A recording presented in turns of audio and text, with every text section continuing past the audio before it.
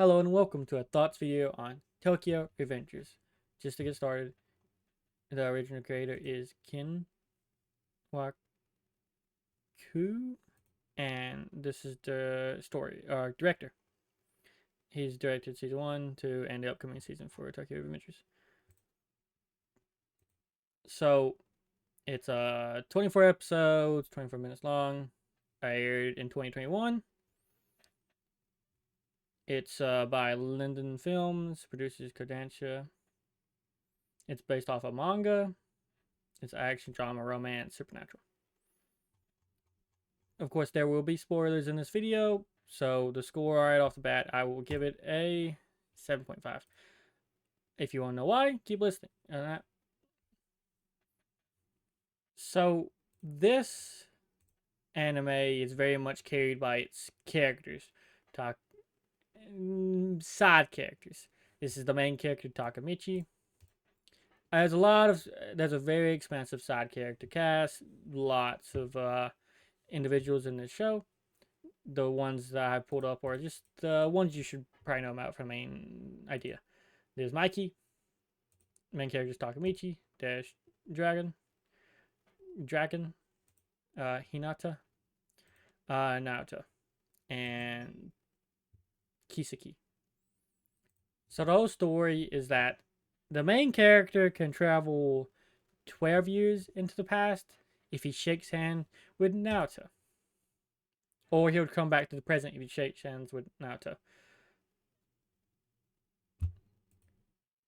So he ends up getting pushed onto train tracks. He closes his eyes. He goes back in time. He ends up talking to Naoto, who is younger than he is. He's like 13 in the past. Our main character is 14. So he talks to him, convinces him that because he learns earlier that day in the future, we'll just call it the present, that Naoto and his sister Hinata's gonna die. Hinata's also his love interest. He's currently dating her at the beginning of the show and throughout the season 1. I don't know anything about season 2 or season 3. Season 1 only. So he flashes back. He convinces Naoto to save his sister. Naoto also ends up saving him at the end of that episode in the present. So he figures out that Takemichi has the ability to time travel. So that's interesting. So they come up with this plan for him to time travel back and save Hinata. And because she's died because of, they say, as a casualty of like a gang violence in the Tokyo Manji Gang, which is led by, in the past, it's led by Mikey, and second command is Draken. So that's the main first episode. The rest of the anime covers the Mobius arc and the Valhalla arc, which is in a very summarized point, him having to go back and do multiple things to save Hinata from dying, because every time he tries to go back and it works or it doesn't work, or he makes it happen so Hinata survives, something else happens and it doesn't really work, so he has to go back. First time he goes back, he gets assigned to not let the present day leaders of Tokyo Manji Gang meet, which is Mikey and Kiseki.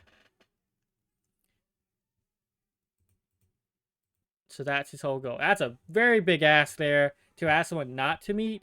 Does he expect him to stay there for his whole life? I don't know. But we also led to believe that Takemichi's very much a loser in his present day. He's a 26-year-old virgin. He works at a DVD rental a movie rental place. He doesn't have anything going for him. He's only had one girlfriend, which is Hinata, in middle school, and they broke up.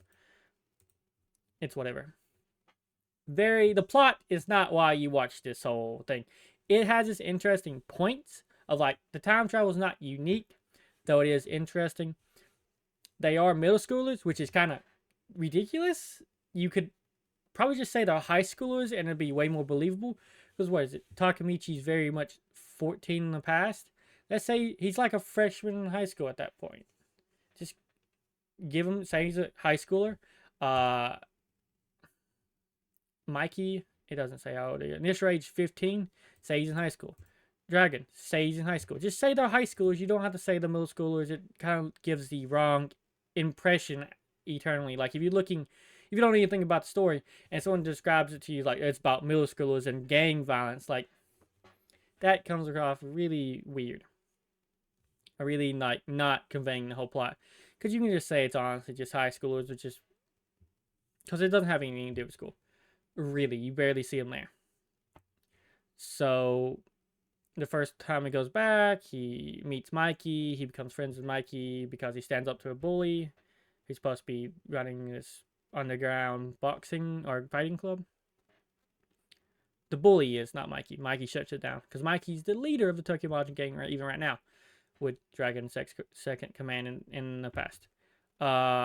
He goes back to figure out more information.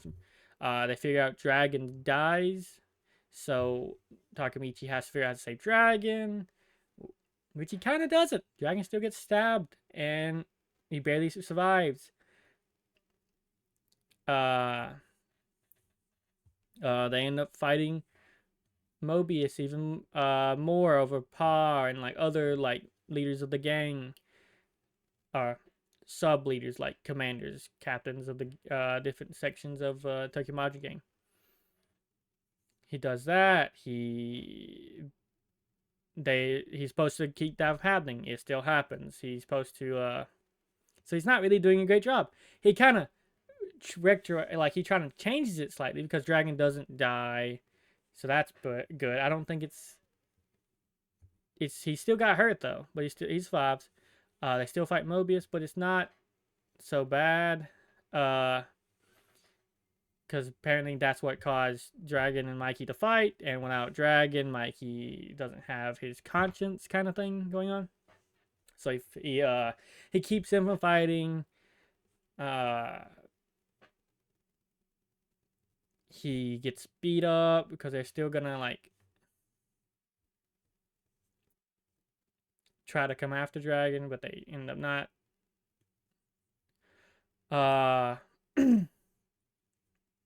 So that's the whole Mobius like gang violence, and then they get turned into the Valhalla, which is the he goes back one more time. Hinata survives, but Takemichi and Hinata are still getting hunted down by Kisaki and this other dude. I forget his name. He's just an underling. You recognize him because he has some tattoos on his hand, but it's not like he's more of a pawn than anything.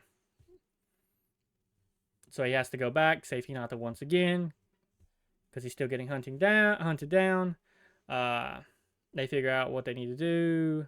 They're supposed to stop the Mobius, the Valhalla fight, and between Tokyo Manji Gang.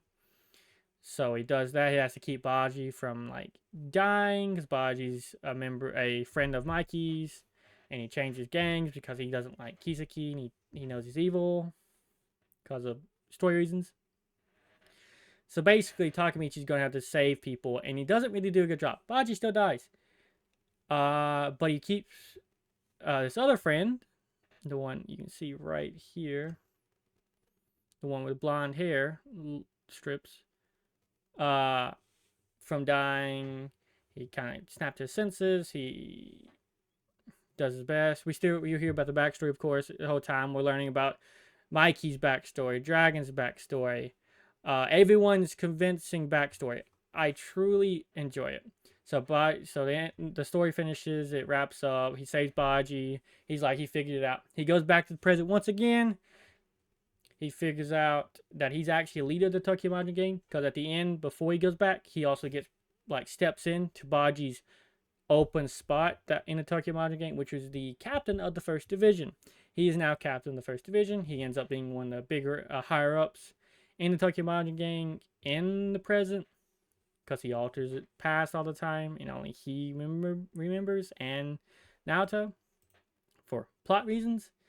Kiseki ends up confessing that he did this, and he kills Shifuya, and it cuts when he's about to shoot Takemichi, which I assume he dies anyway, but I don't know. It literally cuts before he pulls the trigger on Takemichi, so we don't actually know if he's dead. I'm just assuming. But we see him kill Shifuya, which was Baji's number 2 in the gang in his division, and you hear his backstory. Like literally, there are multiple characters with convincing backstories. They're all really nice guys. Mikey's literally the invincible Mikey, just a badass guy. Dragon's very much the conscience of Mikey. He's a nice guy. He's cool, collected. Hinata's a very likable love interest. She's not boring. She does these things. She's not really involved in the gang stuff, but she's the girlfriend of Takemichi. Naoto you only mainly see him in the present more than you see him in the past, but a little bit in the past. He's just a trigger for Takemichi to go back into the present and past, and it helps for him to be the one that feeds Takemichi knowledge of what's these things going on, because Takemichi completely abandoned this life he had at the beginning of the series when he was young after he graduated middle school. And then again, I don't know why they have to be middle schoolers. They could just literally be high schoolers or grown men. It doesn't matter. But by far, this whole season, this whole anime is carried by the likability of Mikey, Dragon, and every other side character there is, which is an expansive cast. We can go back here and look at it. Mikey, Dragon, Hinata, Baji, Shifuya. Fantastic character. Takahashi. Fantastic. Kazutora. Really interesting character. Then there's Captains, the main villain.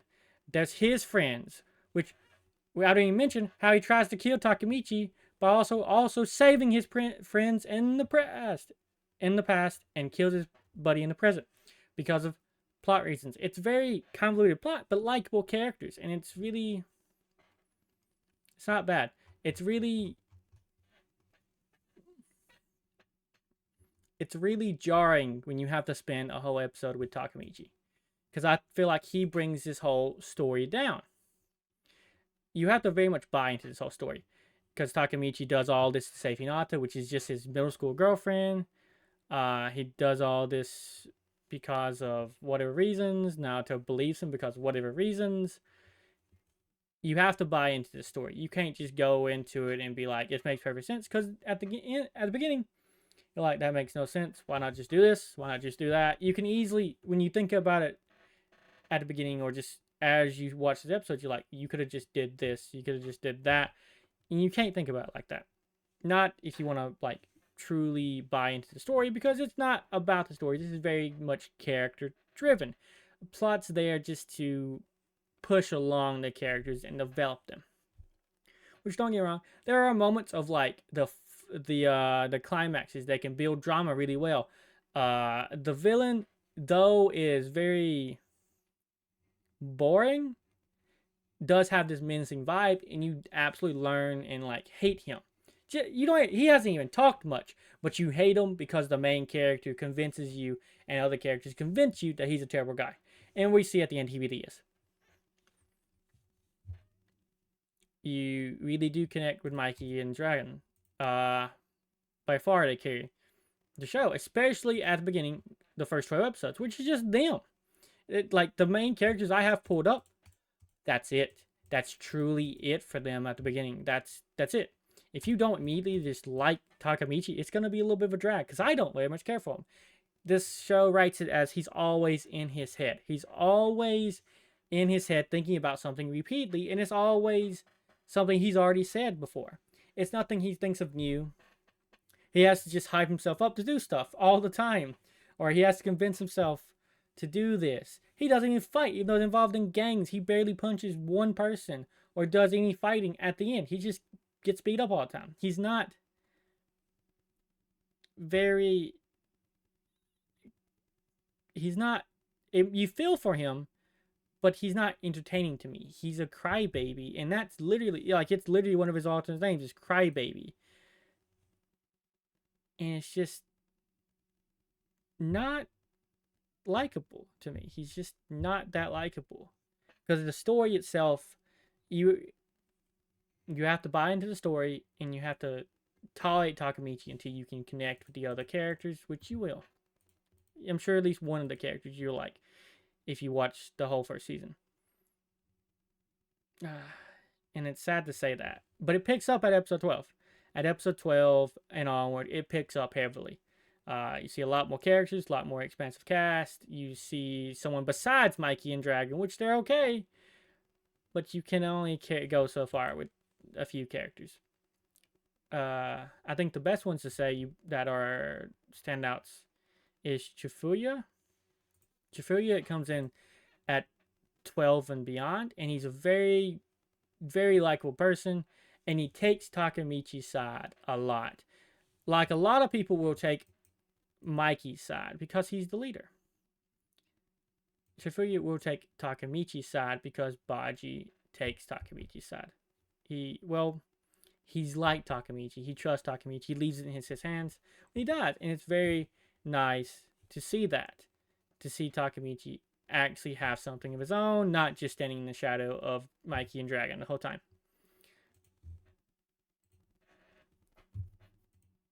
I do like Naoto a lot, but you don't see him enough to really matter. He's just a plot device at moments, at most of the time. Hinata is very much there, and you forget about her after episode 12, and you see her just moments here and there. Whole thing's just to save her, and we don't know why they're after her, it seems like, or Takemichi. Maybe Takemichi we understand. Hinata, I don't know.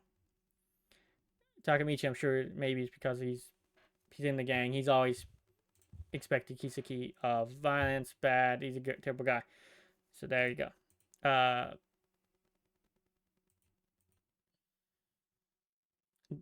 guess I can move on from like the characters because I can talk all day about how they're convincing to watch and likable and really well wrote.